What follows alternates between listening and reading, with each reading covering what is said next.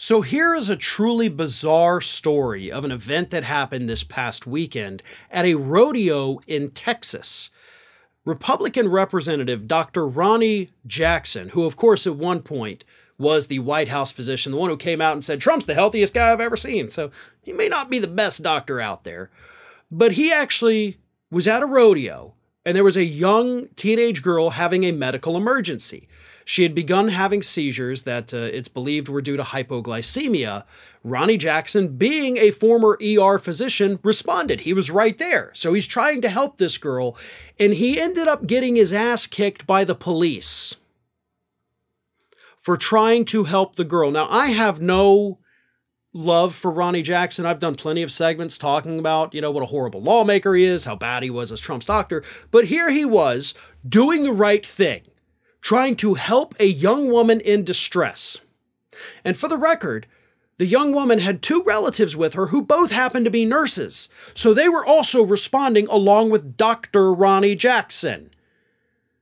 The police came up, and according to one of the relatives in an interview with CNN, they screamed in Jackson's face, "Get the F out of here," and then grabbed him by his shirt, slammed him face first into the concrete, and handcuffed him because he didn't get out of their way. The police officers wanted the doctor to get out of the way in a medical emergency.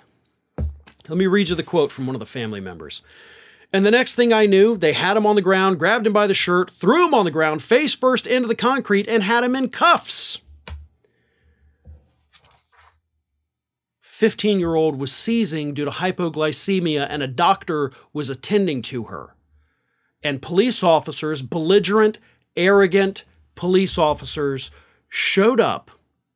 Had no business showing up. What are you going to do? What are the police officers going to do in that situation? You're not paramedics. You're probably not even CPR trained. But we had a doctor and two nurses on the scene. I don't care if it's a MAGA lawmaker. The reaction from these police officers should immediately result in their permanent termination from ever being a police officer anywhere in the country. Now, once they realized who it was, they let him go and they apologized. Like, sorry, we slammed your face into the concrete. Sorry, we manhandled you and handcuffed you. We're cops. That's just what we do. We didn't realize who you were. This is how people end up getting killed by police, because police respond to incidents that they shouldn't be responding to. When we say abolish the police, this is one of the things we're referring to. We don't need police officers to show up on the scene of a medical emergency. They're useless. 100% useless, most of them are. We need paramedics. We need firefighters who have better, healthcare training.